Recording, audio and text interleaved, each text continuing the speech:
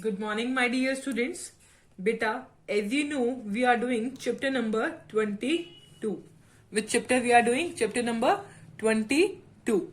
Chapter name is Financial Statement with Adjustment. Financial Statement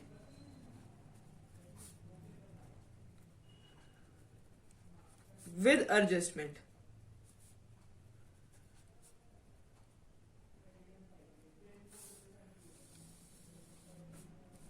Okay, today is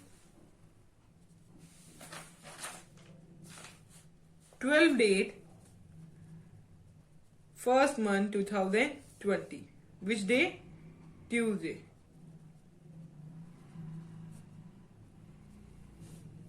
Financial statement with adjustment. As you know, we have done the theory related to financial statement with adjustment, in which we have studied about the objectives और need of adjustment, जिसमें हमने objective और needs of adjustment read out कर लिए. ठीक है, today we are going to do explanation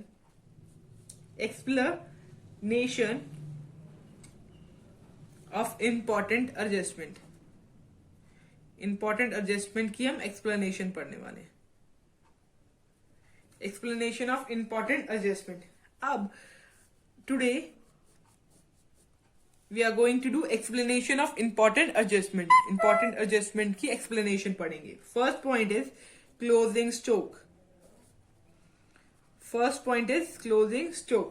आपको पता होना चाहिए closing stock होता क्या है. The amount of goods unsold at the end of year.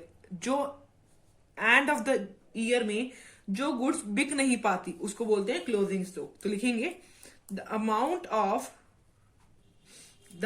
of goods unsold at the end of the year. End of the year में जो amount of the goods remain unsold. अब देखिए, आपको पता होना चाहिए क्लोजिंग स्टॉक वैल्यूड किस पे होता है. तो इट इज वैल्यूड, ये इंपॉर्टेंट है, ध्यान रखना. क्वेश्चन में आपको दो चीजें दी जाएंगी. It is valued at cost price दे रखा होगा क्वेश्चन में आपको, और रिलायजेबल वैल्यू दे रखी होगी.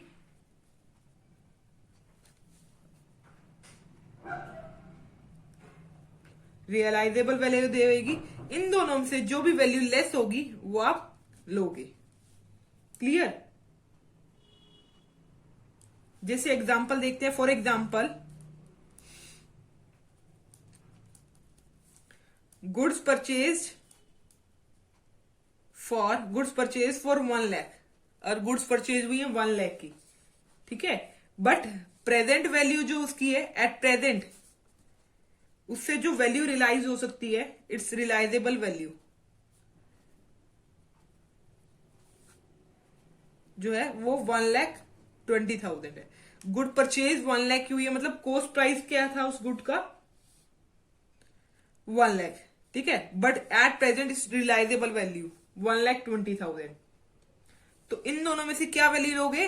लेस वाली. तो लिखोगे it will be valued at rupees 1 lakh and not at 1,20,000. 1,20,000 पे रियलाइज नहीं होगा, किस पे होगा? 1 लाख पे. बट अगर सपोज करते हैं, सपोज जो वैल्यू है रियलाइजेबल वैल्यू, क्या रियलाइजेबल वैल्यू जो है 90,000. ठीक है, 90,000 है. जो कॉस्ट प्राइस तो क्या है? 1 लाख, और रियलाइजेबल वैल्यू 90,000 है. तो किस पे वैल्यू करेगा? It will be valued at only at 90,000. ठीक है,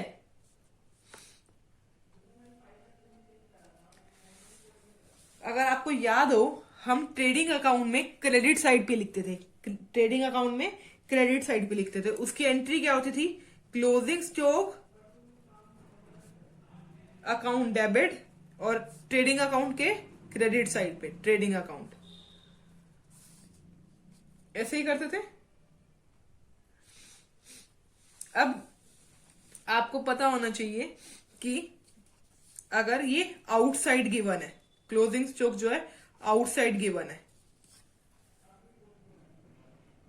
आउटसाइड ट्रायल बैलेंस से बाहर गिवन है, ट्रायल बैलेंस के अगर बाहर गिवन है, आउटसाइड ट्रायल बैलेंस के बाहर गिवन है, तो क्या करोगे आप?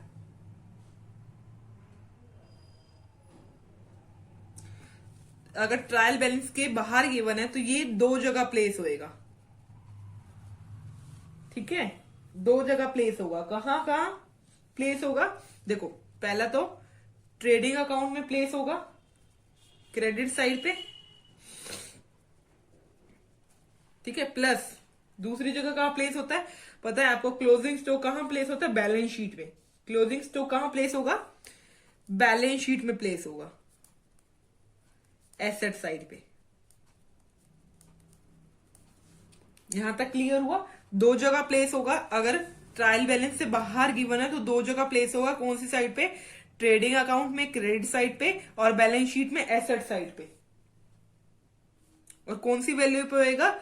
विच एवर इज लेस, ठीक है। कॉस्ट प्राइस और रिलाइजेबल वैल्यू में से जिस पे जो भी लेस होएगी उस पे ही लिखा जाएगा। यहां तक समझ आ गया बच्चा? और ये दो जगह लिखा जाएगा, ट्रेडिंग अकाउंट में और बैलेंस शीट में। According to me this entry is clear to you. Okay, clear बच्चा? Closing stock topic is clear to you. Now we will come to next topic, which is second adjustment, outstanding expenses। क्या topic है आपका हमारा आज का? Outstanding expenses, और expenses due but not paid.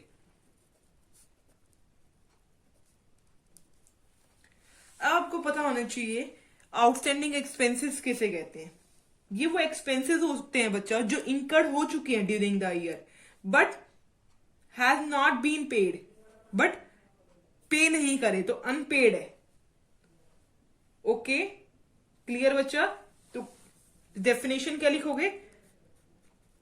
दूसरा ये भी है कि जो ड्यू हो चुके हैं बट नॉट पेड, बट हमने पे नहीं करे हैं, तो दीज आर द एक्सपेंसेस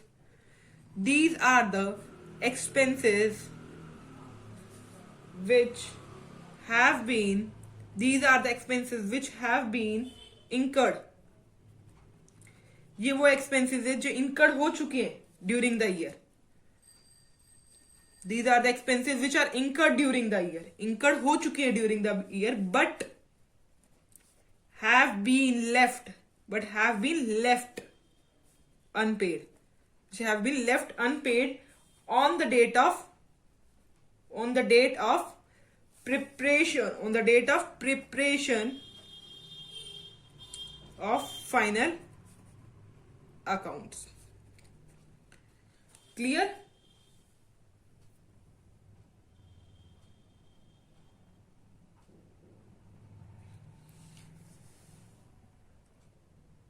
जैसे कि एग्जाम्पल लीजिए,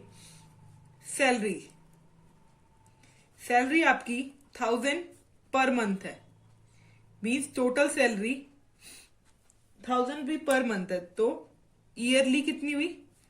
12,000 सैलरी होनी चाहिए थी, ठीक है। बट आपको इस बारे में ये भी याद रखना है, प्रीवियस ईयर, करंट ईयर और फ्यूचर कमिंग ईयर। तो आपको हर चीज फ्यूचर ईयर की हर चीज करंट ईयर की लेनी है। प्रीवियस ईयर को और जो कमिंग ईयर है उसको भूल जाओ, ठीक है। तो 12,000 रुपीज आपके अकाउंट में आने चाहिए थे सैलरी के नाम से, बट क्या हुआ? 11,000 करंट ईयर में आपके पास 11,000 आए। आने कितने चाहिए थे? 12,000, बट आए कितने? 11,000। बट आपको पता है 1,000 रुपीज आने तो चाहिए थे, बेशक से आए नहीं, ठीक है। ड्यू तो हो गए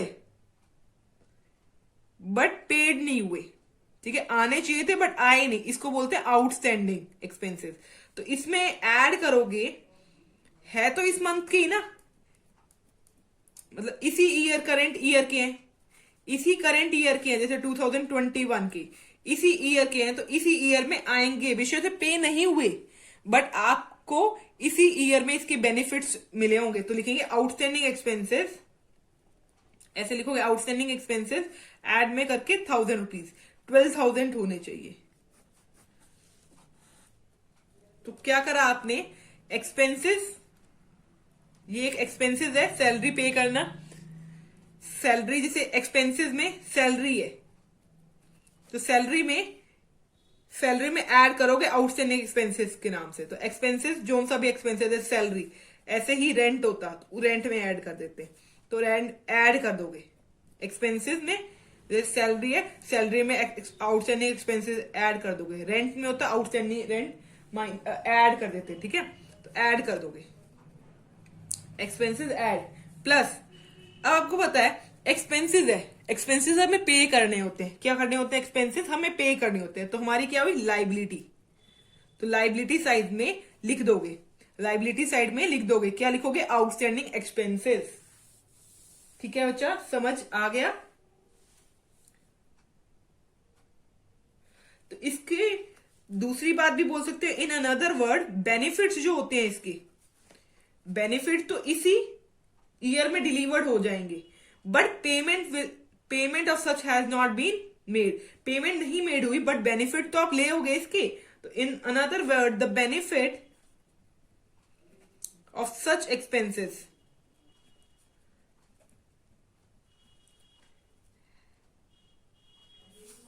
has been delivered during the year but the payment of which has not yet been made। तो इसकी एंट्री क्या होगी, एक्सपेंसेस में ऐड कर देंगे और लाइबिलिटी में भी लिख देंगे, ठीक है, प्लस में मतलब दो एंट्री, दो जगह प्लेस होगी ये एंट्री, कहां पर होगी, कहां ये एंट्री प्लेस होगी, एक्सपेंसेस में, जहां पर जैसे सैलरी है तो सैलरी कहां आती है, प्रॉफिट एंड लॉस अकाउंट में आती है, सैलरी कहां आती है, प्रॉफिट एंड लॉस अकाउंट के डेबिट साइड में आती है, उसमें जाके आउटस्टैंडिंग एक्सपेंसेस, जैसे सैलरी में आउटस्टैंडिंग एक्सपेंसेस ऐड कर दोगे और लाइबिलिटी में लिख लोगे आउटस्टैंडिंग एक्सपेंसेस के नाम पे। Second point also clear to you बच्चा, ओके, समझ आ गया बच्चा कैसे लिखना है।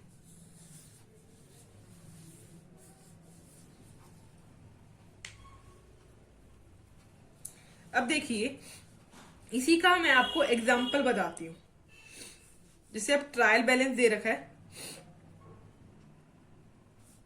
ट्रायल बैलेंस पे लिख रखा है वेजेस पेड। अब आपको समझ आ गया ना कैसे करना है, अब इसका एग्जाम्पल बुक ने जो दे रखा है वो बताती हूं, डेबिट बैलेंस और क्रेडिट बैलेंस लिख रखा है, wages paid 2,20,000, salary paid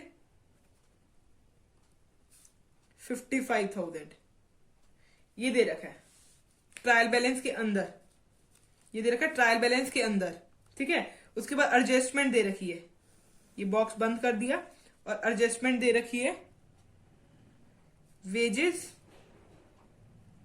20,000 and salary 5,000, देखो are outstanding.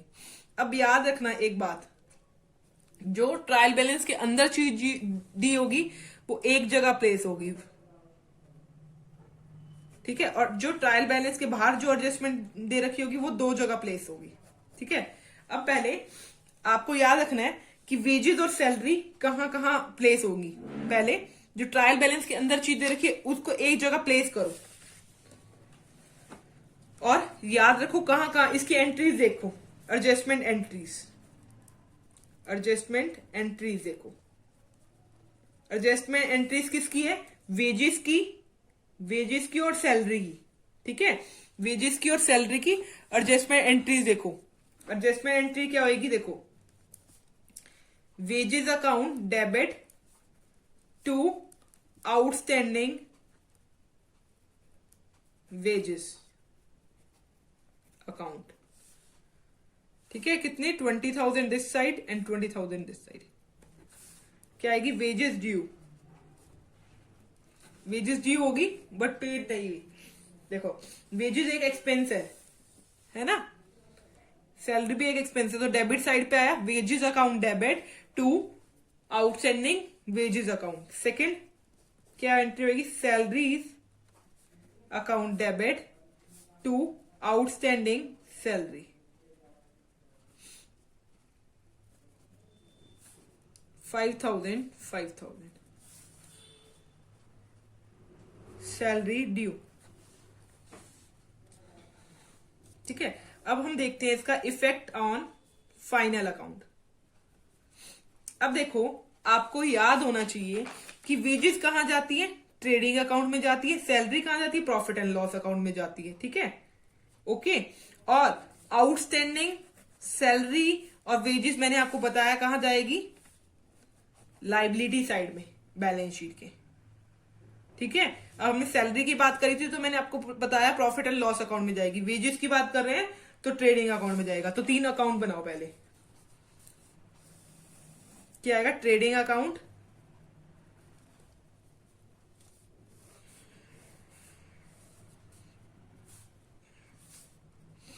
Debit credit particular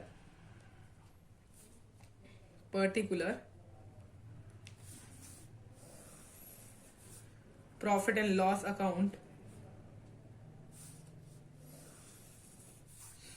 debit credit particular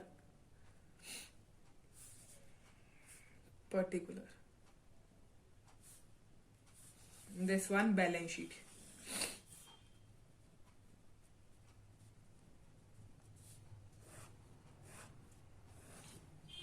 liabilities amount, assets amount। ये ध्यान से देखिए। अब देखिए, अब यहां पर देखिए ट्रायल बैलेंस के अंदर कोई चीज होगी जैसे वेजेस और सैलरी, इसको एक ही जगह प्लेस करना है क्योंकि ऑलरेडी प्लेस हो चुकी है, ट्रायल बैलेंस के अंदर है। ठीक है, एक जगह प्लेस करना है वेजेस और सैलरी। वेजेस कहां जाती है, ट्रेडिंग अकाउंट में, तो क्या आएगा यहाँ, टू वेजेस। कितना, 2,20,000। ये मैंने अंदर क्यों लिखा, बाहर क्यों नहीं लिखा, क्योंकि इस पे एडजस्टमेंट है। और मैंने बताया प्रॉफिट एंड लॉस अकाउंट में सैलरी जाएगी, तो टू सैलरी 55,000। यहां ये वाली बात खत्म होगी, एक जगह प्लेस कर दिया आपने। उसके बाद एडजस्टमेंट देखिए, वेजेस 20,000 और सैलरी 5,000, ये आउटस्टैंडिंग है तो इसकी एंट्री करी है हमने। देखो आउटस्टैंडिंग वेजेस और आउटस्टैंडिंग सैलरी, इसकी एंट्री करी है ना। अब देखिए ये कहां जाएगी, अब आपको पता होना चाहिए जहां हमने जिसकी एडजस्टमेंट करी है वो 2 जगह जाएगी। कौन सी जगह जाएगी, वेजेस जो है वो ट्रेडिंग अकाउंट में जाएगी, आउटस्टैंडिंग वेजेस ट्रेडिंग अकाउंट में जाएगी और लाइबिलिटी साइड पे जाएगी। और ये आउटस्टैंडिंग सैलरी लाइबिलिटी साइड में जाएगी और प्रॉफिट एंड लॉस अकाउंट में भी जाएगी। चलो देखते हैं। अब वेजेस कहां जाएंगी, ऐड कर दोगे आउटस्टैंडिंग वेजेस कहां गई, ट्रेडिंग अकाउंट में गई 20,000, मीन्स 2,40,000 हो गई। और मैंने बताया 2 जगह प्लेस होगी, एक ये और एक लाइबिलिटी साइड में प्लेस होगी, आउटस्टैंडिंग वेजेस क्या हुई 20,000। यहां तक क्लियर। अब सैलरी भी दे रखी है, सैलरी में आउटस्टैंडिंग सैलरी 2 जगह प्लेस होगी, प्रॉफिट एंड लॉस अकाउंट के डेबिट साइड पे ऐड आउटस्टैंडिंग सैलरी। अब आपको रीजन मैंने बता दिया, हमने ऐड क्यों करी है, क्योंकि ये क्या है, इंकर्ड हो चुकी है बट पेड नहीं हुई, बट हम इसके बेनिफिट तो इस ईयर में ले रहे हैं। तो यहां क्या अमाउंट आएगी, 60,000। यहां आएगा outstanding salary 5,000। According to me ये कंसेप्ट आपको क्लियर हो गया होगा। जो चीज हमें ट्रायल बैलेंस में दे रखी होती है वो एक ही जगह प्लेस होगी, और जो हमें बाहर दे रखी होगी एडजस्टमेंट, वो कहां कहां प्लेस हो गई, वो दो जगह प्लेस होगी। जैसे वेजेस को हमने प्रॉफिट एंड वेजेस को हमें ट्रायल बैलेंस सॉरी बच्चा, वेजेस को हमने ट्रेडिंग अकाउंट में और लाइबिलिटी साइड में प्लेस करा है आउटस्टैंडिंग वेजेस के नाम से, ठीक है। और इस सैलरी को हमने आउटस्टैंडिंग सैलरी के नाम से प्रॉफिट एंड लॉस में ऐड करा है और बैलेंस शीट में लाइबिलिटी साइड में लिखा है। यहां तक आपको क्लियर हो गया होगा, ठीक है। इसके बाद हम हमारे सेकंड टॉपिक पे जाते हैं।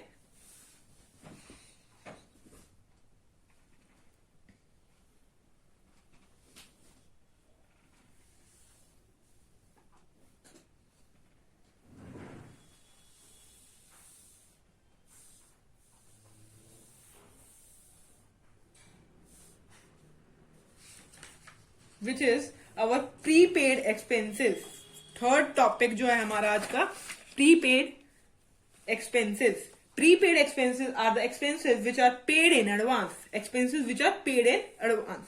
Third point, come to third point, and which is one as the third adjustment in your book. ये हम थर्ड एडजस्टमेंट कर रहे हैं जो आपकी बुक में। प्रीपेड एक्सपेंसेस और expired expenses or expenses paid in advance. Prepaid expenses are the expenses which are paid in advance. ये समझ आया बच्चा? तो हम इसको लिखेंगे क्या? These are the expenses. These are the expenses which have been paid in advance for the next year. देखो, एडवांस में आपको कोई चीज पे करी गई है, मतलब नेक्स्ट ईयर की पे करी गई है। Advance for the next year. During कब पे करी है? करंट ईयर में ही पे कर दी गई है नेक्स्ट ईयर की। During the current year itself. Current year में ही पे कर दी गई है अगले बार की चीज। और इस चीज का बेनिफिट आपको इस ईयर में नहीं, अगले ईयर में ही होने वाला है। In another words the benefit of such payment will be available in the next accounting year.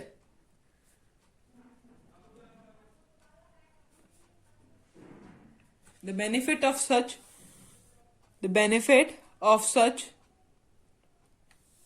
payment will be available in next accounting year. ठीक है। अब देखिए, इसको आपने करना क्या है। जैसे अब सैलरी थी, अब आपको पता है 1000 है, ठीक है, पर मंथ। तो ईयरली कितनी हुई? 12,000। बट आपको सैलरी जो है वो दे दी गई है 13,000। देनी कितनी चाहिए थी? 12,000। अब आपको याद रखना है, हमें करंट ईयर की ही सारी चीज लेनी है। बट इसमें एक्सपेंसेस पेड इन एडवांस, मतलब फ्यूचर ईयर की भी कोई चीज आपको गिवन दे, मतलब फ्यूचर ईयर के 1000 रुपीज गिवन है अब इसमें। ये देखो, सैलरी होनी चाहिए थी 12,000 पर 13,000 दे दी, मतलब 1000 जो है एडवांस में दे दी। इस ईयर के तो 12,000 बन रहे थे, मतलब 1000 रुपीज दे दिए आगे वाले ईयर के। जैसे अब ये 21 के 22 के दे दिए हमें, एडवांस में दे दिए, ठीक है। तो अब एडवांस चीज अपने पास नहीं रखोगे, क्या करोगे? देखो क्या करोगे, सैलरी 13,000 दी है, इसमें से माइनस कर दोगे प्रीपेड एक्सपेंसेस। जो एक्सपेंसेस हमें एडवांस में मिले हैं माइनस कर दोगे 1000 रुपीज। एडवांस वाले 1000 रुपीज माइनस करोगे तो आपके पास होने कितने चाहिए एक्सपेंसेस? 12,000। ठीक है, ये आ गया। अब देखो, अब आपको कोई भी चीज पहले मिल गई तो ये हमारे लिए क्या होगी? लाइबिलिटी नहीं होगी, याद रखना, एसेट होगी। तो आपको पता है दो जगह प्लेस होती है, कहां कहां होगी? Salary, profit and loss account debit side पे सैलरी जहां लिखी होगी उसमें प्रीपेड एक्सपेंसेस लेस कर दोगे और एसेट साइड पे जाके लिख दोगे प्रीपेड एक्सपेंसेस। यहां तक क्लियर हुआ बच्चा? ओके, सो अब देखिए मैं आपको इसका फॉर्मेट भी बता देती हूं कैसे करना है। देखो अब आपको पता चल गया ये कहां कहां प्लेस होगी। अगर देखो अब ट्रायल बैलेंस में ट्रायल बैलेंस गिवन है,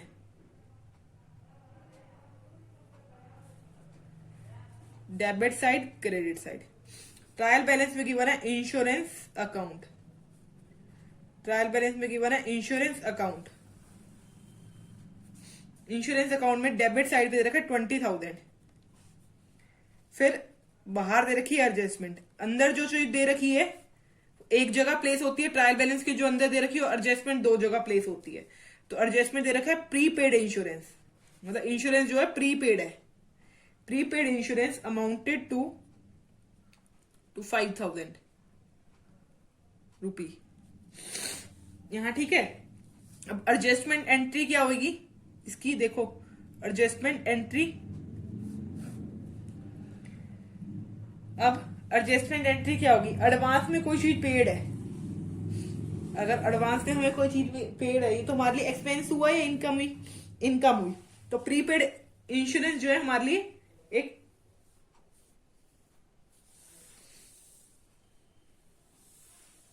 प्रीपेड इंश्योरेंस की एडजस्टमेंट एंट्री क्या होगी? इंश्योरेंस जो एडवांस में पे करा गया है। तो एंट्री होगी प्रीपेड इंश्योरेंस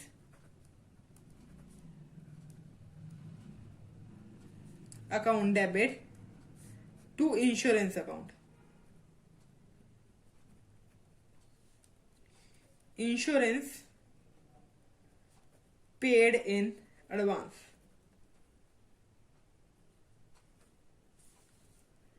5,000। ठीक है। अब देखिए इसकी मेन वो है इसकी एंट्री सीखना, कि इंश्योरेंस अकाउंट की एंट्री सीखते हैं। देखिए मेन फोकस एंट्री पे करिए। अब आपको पता है कि insurance profit and loss account है, डेबिट और क्रेडिट। पर्टिकुलर अमाउंट ठीक है, और बैलेंस शीट।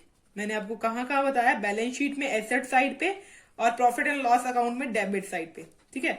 अब प्रॉफिट एंड लॉस अकाउंट के डेबिट साइड पे लिख रखा है पहले टू इंश्योरेंस, क्योंकि आपने देखा था ट्रायल बैलेंस के अंदर ऑलरेडी रिटर्न था, वो एक जगह प्लेस कर दिया हमने। जो ट्रायल बैलेंस के अंदर लिख रखा है वो एक जगह प्लेस कर दिया, जो इंश्योरेंस के नाम से 20,000। और जो एडजस्टमेंट एंट्री करनी है वो दो जगह प्लेस होगी। ठीक है। कहां पर? प्रॉफिट एंड लॉस अकाउंट के डेबिट साइड पे प्लेस होगी। और मैंने आपको बताया था प्रीपेड इंश्योरेंस है जो हमने अगले ईयर का है, वो अगले ईयर का है। अगले ईयर की चीज हमने लेस कर देंगे, इस ईयर की चीज रखते हैं क्योंकि हम करंट ईयर की बात कर रहे हैं। ठीक है। जो आगे आने वाले ईयर की कोई भी चीज नहीं रखेंगे, तो उसको लेस कर देंगे प्रीपेड एक्सपेंसेस लिख के 5,000। तो यहां अमाउंट आ जाएगी 15,000 प्रॉफिट एंड लॉस अकाउंट में। ठीक है। और ये हमारे लिए क्या एसेट है, तो लिखेंगे प्रीपेड इंश्योरेंस, प्रीपेड इंश्योरेंस 5,000। कौन सी साइड है ये? Asset side. अमाउंट ये लाइबिलिटी। यहां क्या लिखना है? पर्टिकुलर फॉर्मेट बनाना पूरा, पर्टिकुलर अमाउंट। ठीक है। जो अंदर था ट्रायल बैलेंस के वो हमने एक जगह प्लेस कर दिया, और जो ट्रायल बैलेंस के बाहर एडजस्टमेंट थी वो हमने दो जगह प्लेस कर दी। एक प्रॉफिट एंड लॉस अकाउंट के डेबिट साइड से लेस कर दी, और ये एसेट होगी तो एसेट साइड में लिख दी। अगर प्रीपेड एक्सपेंसेस एडजस्टमेंट में नहीं दिया होता, अगर प्रीपेड एक्सपेंसेस ऑलरेडी मेंशन्ड होता ट्रायल बैलेंस के अंदर, ट्रायल बैलेंस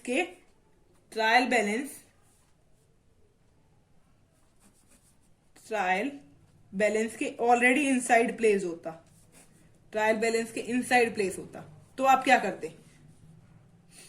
करते बताइए? तो आप उसको एक ही जगह शो करते। अगर प्रीपेड एक्सपेंसेस पहले से ही मेंशन होता ट्रायल बैलेंस के अंदर, तो आप एक ही जगह प्लेस करते। उसकी क्या जगह होती? एसेट साइड पे शो करते। कहां शो करते? एसेट साइड पे। ओके, क्लियर बच्चा? बेटा आज हमने 3 टॉपिक पढ़े हैं। आज क्या क्या? Closing stock, outstanding expenses, prepaid expenses. ये आप अपने बुक से भी पढ़ लीजिए और इसकी वीडियो देख लीजिए। अगर कोई भी डाउट हो then you can ask from me. Okay बच्चा, थैंक यू वेरी मच।